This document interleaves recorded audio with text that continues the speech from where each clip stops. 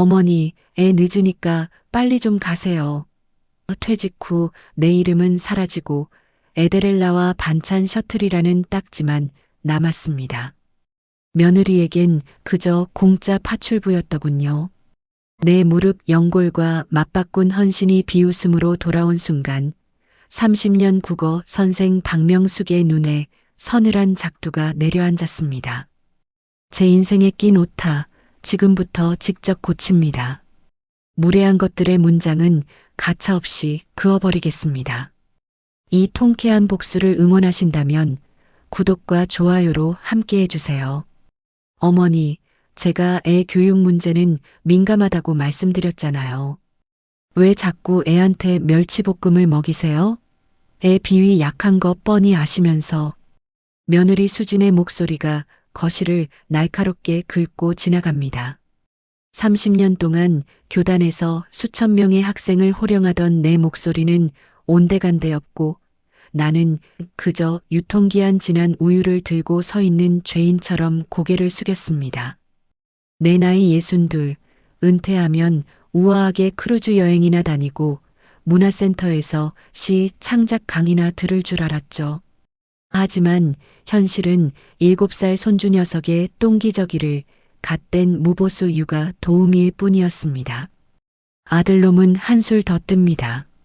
거실 소파에 대자로 뻗어 휴대폰 게임을 하며 한마디 던지더군요. 엄마, 요즘 애들은 우리 때랑 달라. 수진이 말이 다 맞으니까 그냥 시키는 대로 좀 해줘. 응? 나 피곤해. 내가 끓인 된장찌개 냄새가 옷에 배는 건 싫다며 공기청정기를 강풍으로 돌리는 며느리와 제 어미가 새벽부터 일어나 준비한 반찬을 당연하게 냉장고에 처박는 아들. 그들의 뒷모습을 보며 저는 입술을 깨물었습니다. 아침 7시부터 밤 9시까지 손주 녀석 등하원에 간식 챙기기, 며느리가 주문한 유기농 식단 준비까지 내 무릎 연골이 갈려나가는 소리가 들리는데도 그들에겐 내 노고가 그저 당연한 할머니의 도리였습니다. 어머니, 내일은 저희 친정 식구들 오기로 했으니까 집 좀 신경 써서 치워주세요. 아시죠? 저희 엄마 깔끔하신 거. 며느리의 그 한마디가 제 가슴에 불을 질렀습니다. 지 친정엄마 대접할 상차림을 시어머니인 나보고 준비하라는 그 뻔뻔함. 그 순간 제 머릿속에서 30년간 잡아온 분필이 탁 하고 부러지는 소리가 났습니다. 그래, 내가 너희를 잘못 가르쳤구나. 국어 선생이 제 자식 놈들 인성 교육 하나 제대로 못 시켰어. 저는 결심했습니다. 내일 아침 이 집 현관문 비밀번호를 누르는 대신 다른 곳으로 향하리라고요. 이번엔 저의 가슴에 휘발유를 들이붓는 사건입니다. 내 생일이었습니다. 62번째 생일. 거창한 파티를 바란 건 아닙니다. 그저 아들놈이 끓여주는 미역국 한 사발, 며느리가 건네는 어머니 고생 많으셨어요 라는 빈말 한마디면 충분했을 겁니다. 그런데 생일 전날 밤 며느리 수진에게서 전화가 왔습니다. 어머니, 다음 주 아버님 제사 말이에요. 저희가 고민해 봤는데 이제 그만 생략하는 게 어떨까요? 요즘 누가 제사를 지내요. 그리고 저희 그 기간에 맞춰서 제주도 예약해뒀거든요. 애들 체험학습도 좀 시켜줄 겸 해서요. 돌아가신 남편의 제사였습니다. 지 아비 제삿날에 놀러 가겠다는 아들놈의 목소리가 수화기 너머로 들려왔습니다. 엄마, 수진이 말이 맞아. 죽은 사람보다 산 사람이 중요하잖아. 아버님도 이해하실 거야. 가슴이 덜컥 내려앉더군요. 내 생일은 안중에도 없고 제사까지 귀찮은 숙제 취급하는 그들의 태도에 숨이 막혔습니다. 그래요. 여기까지는 100번 양보해서 요즘 젊은 애들 방식이라 치고 참았습니다. 하지만 진짜 사고는 그날 밤 터졌습니다. 잠이 오지 않아 뒤척이다 우연히 들어간 며느리의 SNS. 거기엔 비행기 티켓 사진과 함께 이런 글이 올라와 있었습니다. 드디어 시댁 탈출. 제사 빌미로 제주도 고고. 시어머니한테는 비밀 꼰대 탈출은 지능순이라더니 역시 남편 설득하길 잘했어. 해시태그 자유부인, 해시태그 시월드 폐업, 해시태그 제사보다 호캉스. 꼰대. 30년을 교단에서 아이들을 위해 헌신하고 퇴직 후엔 제 자식 뒷바라지에 무릎이 다 나간 나를 그 아이는 탈출해야 할 꼰대로 부르고 있었습니다. 손이 부들부들 떨렸습니다. 내가 준 용돈으로 산 명품 가방을 메고 웃고 있는 사진 밑에는 내 아들의 댓글도 달려 있더군요. 자기도 고생 많았어. 이번에 푹 쉬자. 그 순간 제 가슴속 깊은 곳에서 뜨거운 무언가가 울컥 치밀어 올랐습니다. 30년 국어 교사의 논리, 자애로운 어머니의 마음, 다 개나 주라고 하세요. 제 머릿속엔 오직 한 문장만 선명하게 박혔습니다. 이 장사는 미쳐도 너무 미쳤다. 당장 폐업한다. 저는 그 자리에서 벌떡 일어나 아들 집 비밀번호가 적힌 수첩을 찢어버렸습니다. 그리고 냉장고에 붙여둔 손주 식단표를 떼어내 갈기갈기 찢어 쓰레기통에 쳐넣었습니다. 여러분, 참는 게 미덕인 시대는 끝났습니다. 참으면 병이 되고 퍼주면 호구가 됩니다. 제가 이 불효자 자식들에게 어떤 생일 선물을 돌려줬는지 궁금하시죠? 새벽 6시. 평소라면 손주놈 깨울 시간에 맞춰 허겁지겁 집을 나섰겠지만 오늘은 다릅니다. 나는 아주 우아하게 실크 잠옷을 걸치고 앉아 간 내린 커피 한 잔을 마셨습니다. 그리고 떨리는 손 대신 아주 냉정하고 정확한 타격으로 가족 단톡방에 메시지를 두드리기 시작했죠. 공지 박명숙 시어머니 서비스 폐업 안내. 제목을 적고 나니 가슴이 뻥 뚫리는 기분이더군요. 나는 30년간 고사반 아이들에게 유인물을 나눠주듯 아주 일목요연하게 조항을 적어 내려갔습니다. 1. 육아 지원 종료 오늘부로 손주 등하원 및 식사 당번직에서 사퇴함. 비밀번호 바꿨으니 오지 마라. 2. 반찬 셔틀 폐업 냉장고는 이제 내 식량으로만 채운다. 김치 한 조각도 정가 지불 후 구매 가능. 3. 자금 지원 동결 아들차 할부금 및 손주 전집 할부 지원 중단. 내 퇴직금은 내 노후를 위해 쓰기로 함. 4.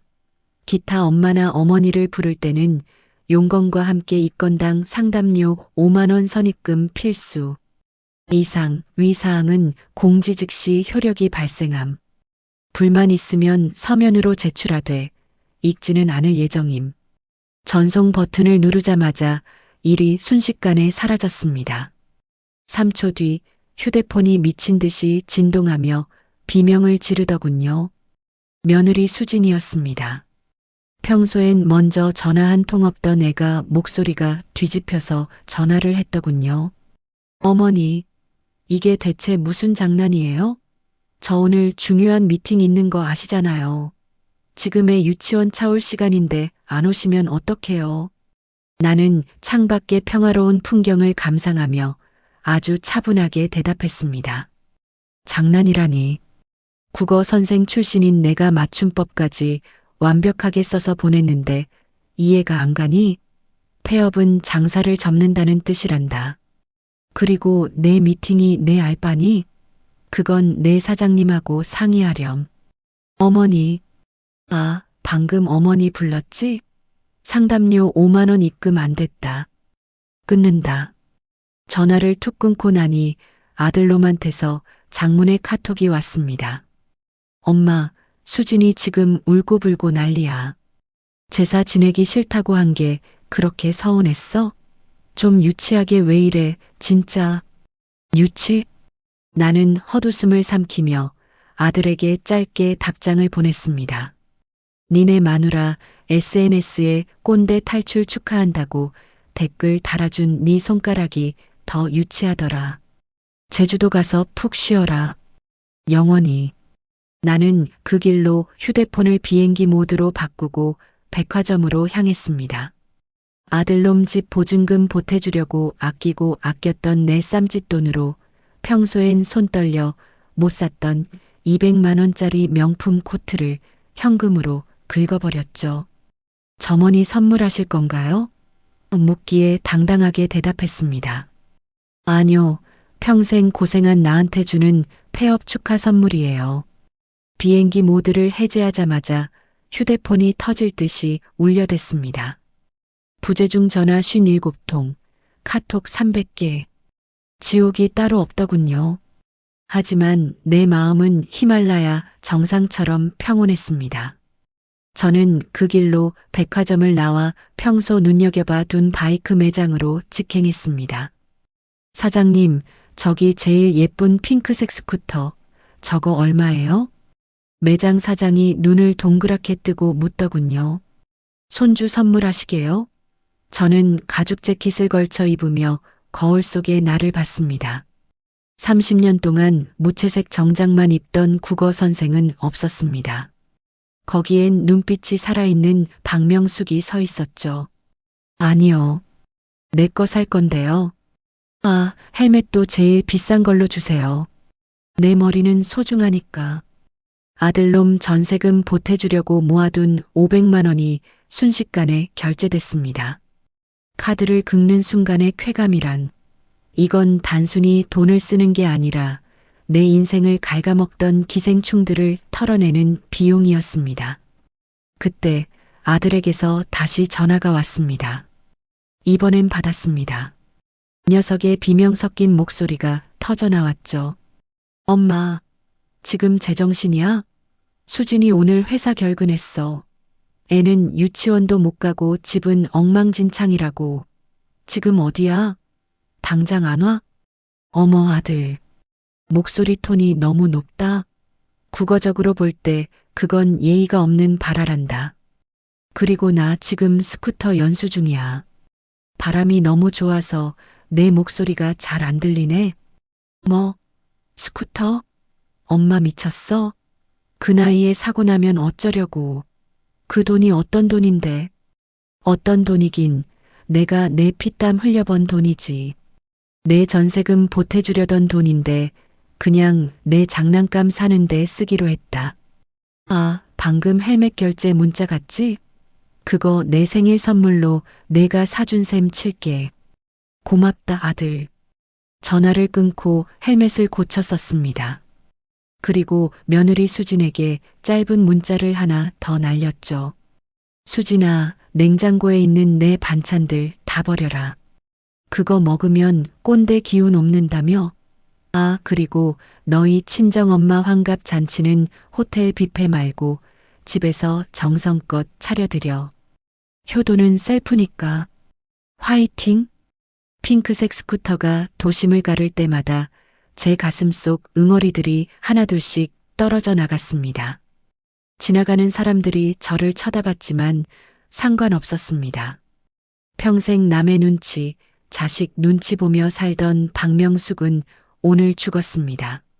이제부터는 도로 위의 무법자가 아니라 인생의 주인공 박명숙으로 살 겁니다.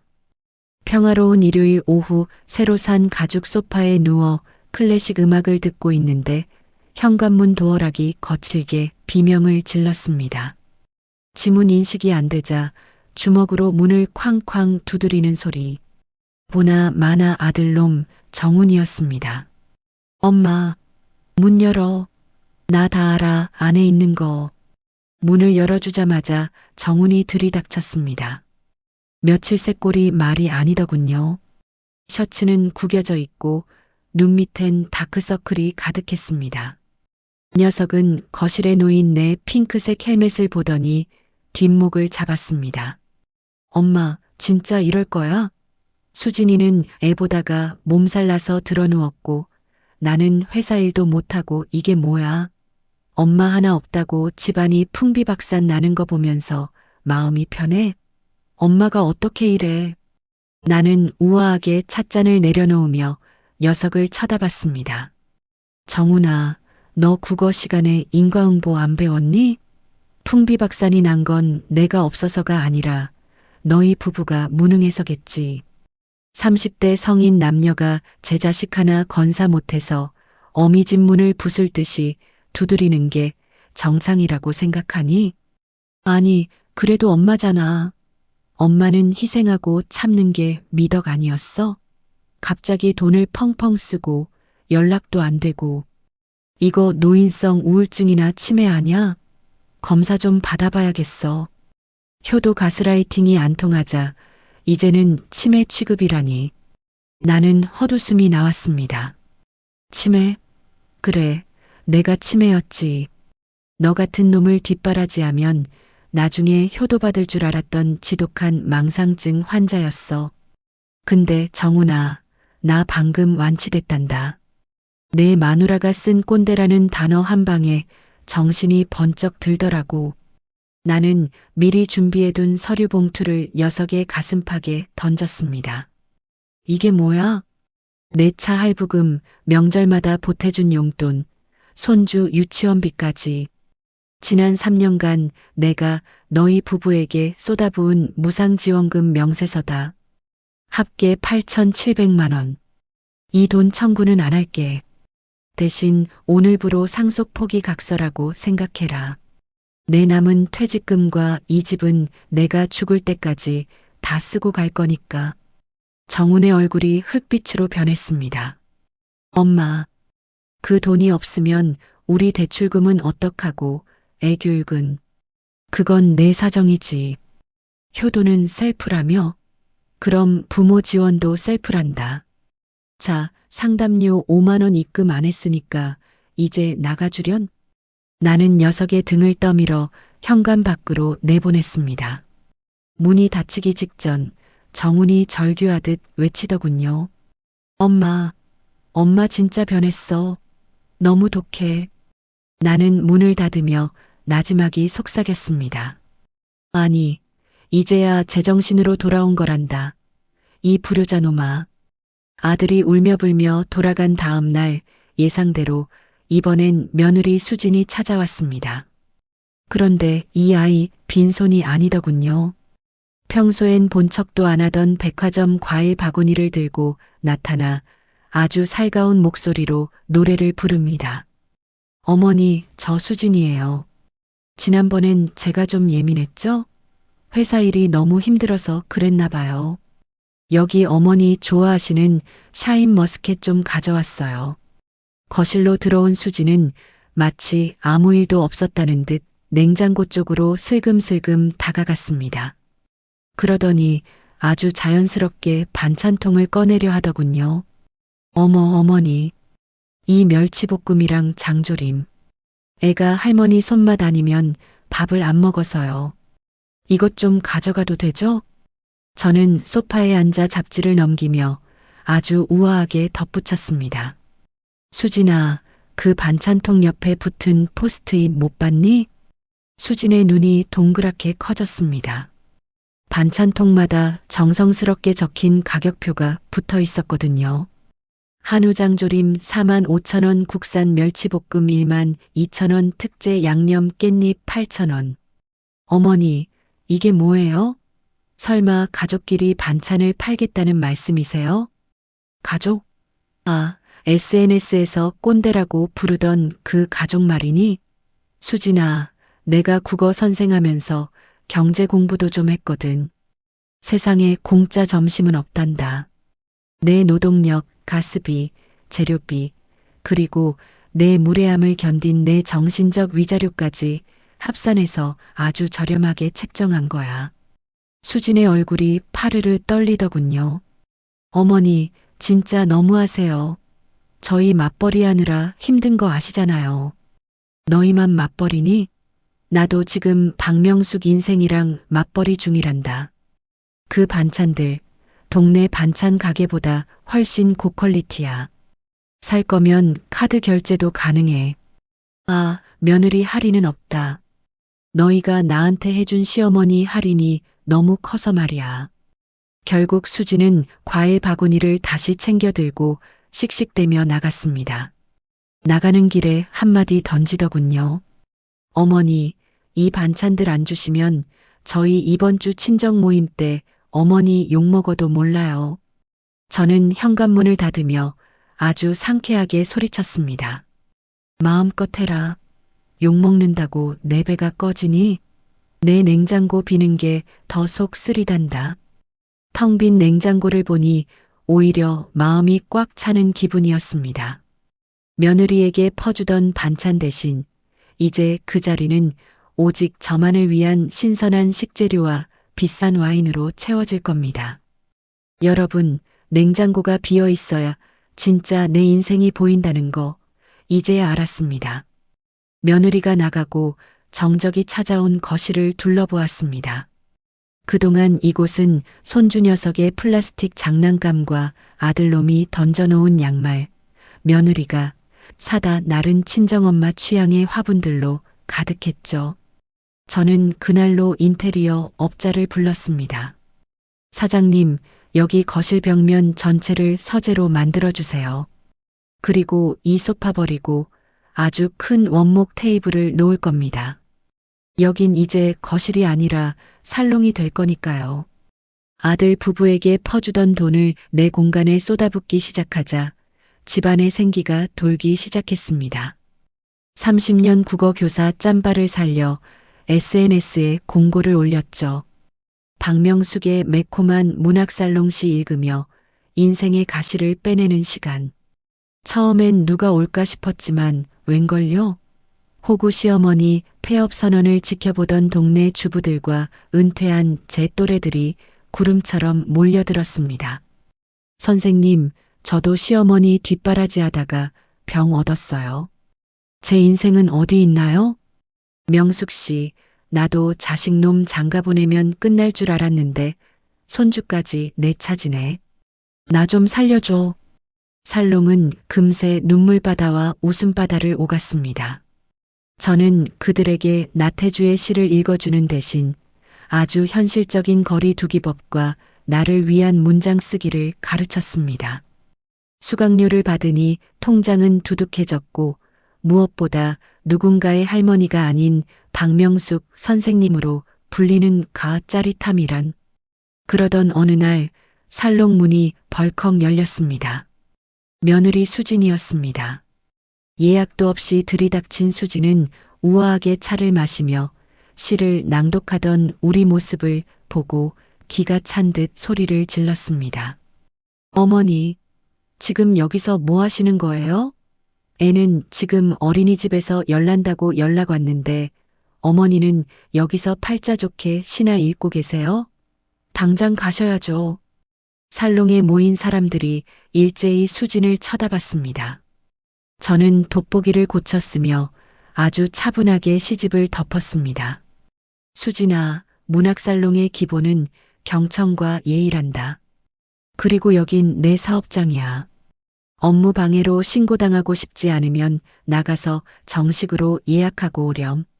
아, 그리고 애가 아프면 병원을 가야지. 왜 시 창작 교실에 오니? 내가 의사니? 어머니. 얘야, 나 방금 방 모걸의 시를 읽다가 깨달았단다. 이별은 슬픈 게 아니라 새로운 시작이라는 걸. 너와의 이별도 참 아름답구나. 자, 나가주겠니? 우리 다음 순서는 자식이라는 이름의 족쇄 끊어내기 토론이거든. 사람들의 킥킥거리는 웃음소리와 함께 수지는 얼굴이 벌겋게 달아올라 쫓기듯 나갔습니다. 여러분, 자식에게 쏟던 그 지독한 사랑을 나 자신에게 쏟아보세요. 세상에 이보다 남는 장사는 없습니다. 며느리의 방문이 한바탕 소동으로 끝난 뒤 아들 부부는 예상대로 가장 치졸한 카드를 꺼내 들었습니다. 바로 가정 불화와 이혼이라는 감정 쓰레기를 제 집 앞마당에 투척하기로 한 거죠. 어느 날 저녁 아들 정훈이 술에 떡이 되어 우리 집 현관 앞에 주저앉아 있었습니다. 문을 열자마자 진동하는 알코올 냄새와 함께 녀석이 울먹이며 소리를 지르더군요. 엄마, 만족해? 엄마가 도와주던 거 다 끊어버리니까 나랑 수진이 매일 싸워. 수진이는 집 나가겠다고 난리고 애는 엄마만 찾고. 이게 엄마가 원하던 그림이야? 우리 이혼하는 꼴 보고 싶어서 이래? 저는 비틀거리는 아들을 소파에 앉히지도 않고 그저 현관문 벽에 기댄 채 내려다보았습니다. 예전 같으면 아이고 내 새끼 하며 꿀물을 타고 난리가 났겠지만 지금 제 눈앞의 남자는 그저 자기 인생 하나 책임 못 지는 30 중반의 무능한 성인일 뿐이었습니다. 정훈아, 내가 이혼을 하든 별거를 하든 그건 너희 부부의 서사지. 왜 내 시놉시스에 자꾸 끼어드니? 내가 국어 시간에 졸아서 잘 모르나 본데 내 인생의 주어는 나지 엄마가 아니야. 엄마, 진짜 너무 냉정하다. 어떻게 자식이 죽겠다는데 눈 하나 깜짝 안 해? 내가 죽긴 왜 죽어? 대출금 갚기 싫고 애보기 힘들어서 엄살 피우는 거지. 내가 이혼하면 내 아들이 불쌍해서라도 내가 항복할 줄 알았니? 착각하지 마. 내 아들은 내가 키우는 거야. 내가 못 키우겠으면 나라에서 운영하는 시설이나 위탁 서비스를 알아봐야지. 왜 환갑 넘은 노인네 노동력을 갈취하려고 해? 그때 현관 밖에서 숨어있던 며느리 수진이 튀어나왔습니다. 둘이서 짠 모양이더군요. 어머니, 정말 이혼 서류에 도장 찍는 거 보고 싶으세요? 저희 오늘 진짜 결판 내러 왔어요. 어머니가 예전처럼 애 봐주시고 지원해 주신다고 약속 안 하시면 저희 오늘부로 끝이에요. 협박하는 며느리의 눈을 똑바로 쳐다보며 저는 아주 명확하게 발음해 주었습니다. 그래, 찍어라. 도장 없으면 내가 인감이라도 빌려줄까? 수진아, 너희가 이혼한다고 해서 내 살롱이 망하니, 내 스쿠터가 멈추니, 오히려 너희가 남남이 되면 난 시어머니 노릇 안 해서 더 편해지겠구나. 축하한다. 진정한 독립. 두 사람의 얼굴이 경악으로 물들었습니다. 자식이라는 무기가 더 이상 저에게 통하지 않는다는 걸 깨달은 순간 그들의 눈에 서린 건 분노가 아니라 공포였습니다. 빨대를 꽂을 곳이 사라진 기생충들의 공포 말이죠. 자, 이제 그만 나가줄래? 나 내일 살롱 회원들이랑 제주도 바이크 투어 가기로 해서 짐 싸야 하거든. 이혼하게 되면 문자로 알려줘. 축의금은 못 줘도 위로금으로 소주 한 박스는 보내주마. 저는 미련 없이 문을 닫고 걸쇠를 걸었습니다. 밖에서 엄마 하고 울부짖는 소리가 들렸지만 저는 에어팟을 꽂고 신나는 팝송을 틀었습니다. 여러분, 자식의 불행을 내 탓으로 돌리는 순간 다시 호구가 됩니다. 그들의 위기는 그들이 넘어야 할 산이지 여러분의 무덤이 되게 두지 마세요. 아들 부부가 현관문 앞에서 통곡을 하든 이혼 서류를 휘두르든 저는 상관하지 않았습니다. 대신 저는 제 살롱의 이름을 바꿨죠. 박명숙의 호구 탈출 상담소. 그러자 전국에서 연락이 빗발치기 시작했습니다. 선생님, 저도 선생님처럼 핑크색 스쿠터 타고 싶어요. 어머니, 저도 며느리한테 아니요라고 말하고 싶어요. 제발 비법 좀 알려주세요. 강연 요청이 쏟아졌고 저는 은퇴한 국어교사에서 실버 세대의 아이콘으로 급부상했습니다. 제 SNS 팔로워는 10만 명을 넘어섰고 기업에서는 자신감 있는 노후를 주제로 광고 섭외까지 들어왔죠. 이제 제 일상은 손주의 이유식 온도를 맞추는 대신 강연장 조명 아래서 당당하게 제 목소리를 내는 것으로 채워졌습니다. 그런데 재미있는 건 말이죠. 제가 빛나기 시작하자 주변의 시선이 바뀌었다는 겁니다. 명숙 씨, 아들네는 어쩌고 그렇게 돌아다녀? 애미가 너무 독한 거 아냐? 라며 수군대던 동네 친구들이 이제는 명수가 나도 너처럼 살고 싶어. 비결 좀 공유해줘라며 제 앞에 줄을 서더군요. 제 퇴직금요? 아들 전세금으로 썩힐 뻔했던 그 귀한 돈은 이제 제 건강검진, 멋진 가죽 재킷, 그리고 전국 맛집 탐방 비용으로 아주 보람차게 쓰이고 있습니다. 남을 위해 쓸 때는 아깝고 불안했는데 나를 위해 쓰니 10원 한 장까지 향기가 나더군요. 어느 날은 바이크 투어 중에 노을이 지는 바다를 보며 생각했습니다. 아, 내가 왜 그동안 그 좁은 아파트 거실에서 며느리 눈치를 보며 살았을까? 이 넓은 세상이 다 내 것인데. 여러분, 제가 이기적인가요? 아니요. 저는 이제야 비로소 인간답게 살고 있는 겁니다. 부모라는 이름으로 자신을 지워버리는 건 숭고한 희생이 아니라 무책임한 방치입니다. 내가 행복해야 내 주변에 진짜 사람만 남는 법이거든요. 이제 제 주변엔 반찬 구걸하는 며느리나 돈 빌려달라는 아들 대신 제 강연에 감동받은 독자들과 제 인생을 응원하는 진짜 친구들이 가득합니다. 혼자서도 충분히, 아니 혼자라서 더 찬란하게 빛나는 중입니다. 시어머니 직업을 폐업 선고한 지 어느덧 1년이 흘렀습니다. 제 인생은 그 어느 때보다 화려한 전성기를 구가하고 있죠. 그럼 그동안 제 아들 부부는 어떻게 됐냐고요? 이혼 서류에 도장을 찍네 만에 난리를 치던 그들은 놀랍게도 아직 잘 살고 있습니다. 아니, 오히려 예전보다 훨씬 사람답게 살고 있죠. 제가 비밀번호를 바꾸고 반찬 지원을 끊자 며느리 수진이는 비로소 배달 음식의 한계를 느끼고 요리를 배우기 시작했더군요. 아들놈 정훈이는 제 자식 똥기저귀 한번 안 갈아보던 버릇을 고치고 이제는 제법 등원 가방을 챙기는 아빠 꼴을 갖췄습니다. 재미있는 건 제가 그들을 남처럼 대하기 시작하자 그들이 저를 사람으로 존중하기 시작했다는 겁니다. 지난주 제 생일, 작년과는 딴판인 풍경이 펼쳐졌습니다. 아들 부부는 감히 제 집 비밀번호를 누르지 못하고 밖에서 정중하게 초인종을 눌렀습니다. 며느리는 손수 구운 케이크를 들고 왔고 아들은 제 바이크 헬멧에 붙일 고가의 블루투스 통신기를 선물하더군요. 어머니, 그동안 저희가 너무 당연하게 어머니를 부려먹었나 봐요. 죄송해요. 오늘 식사는 저희가 예약한 곳으로 모실게요. 아, 물론 어머니 귀한 시간 내주시는 거니까 저희가 다 대접할게요.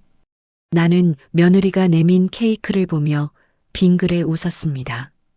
그래, 고맙구나. 하지만 식사는 너희끼리 하렴. 난 오늘 바이크 동호회 친구들이랑 밤바다 보러 가기로 했거든. 아, 케이크는 잘 먹을게. 상담료 5만 원은 면제해 주마. 당황하면서도 고개를 끄덕이는 그들의 뒷모습을 보며 깨달았습니다. 진정한 가족의 평화는 희생에서 오는 것이 아니라 각자의 자리를 지키는 거리감에서 온다는 것을요. 내가 나를 귀하게 여기니 비로소 자식들도 나를 귀하게 여기기 시작한 겁니다. 여러분, 아직도 자식의 전화 한 통에 가슴이 철렁하고 며느리 눈치 보느라 냉장고를 채우고 계신가요? 인생이라는 무대의 주인공은 여러분입니다. 자식은 잠시 스쳐 지나가는 조연일 뿐이에요.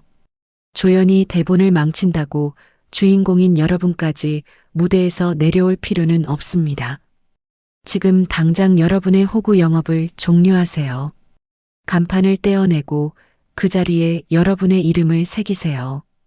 60 넘어 시작한 제 인생 2막, 저는 이제야 비로소 제가 쓴 문장들이 마음에 듭니다. 오타도 없고 비문도 없는 아주 완벽하고 당당한 문장들 말이죠. 제 긴 이야기를 끝까지 들어주셔서 감사합니다. 여러분의 인생도 저처럼 시원하고 매콤한 사이다가 되길 진심으로 응원하겠습니다. 지금까지 호구 시어머니를 폐업한 박명숙이었습니다. 구독과 좋아요는 여러분의 당당한 홀로 서기를 위한 첫걸음입니다. 모두 행복한 폐업하세요.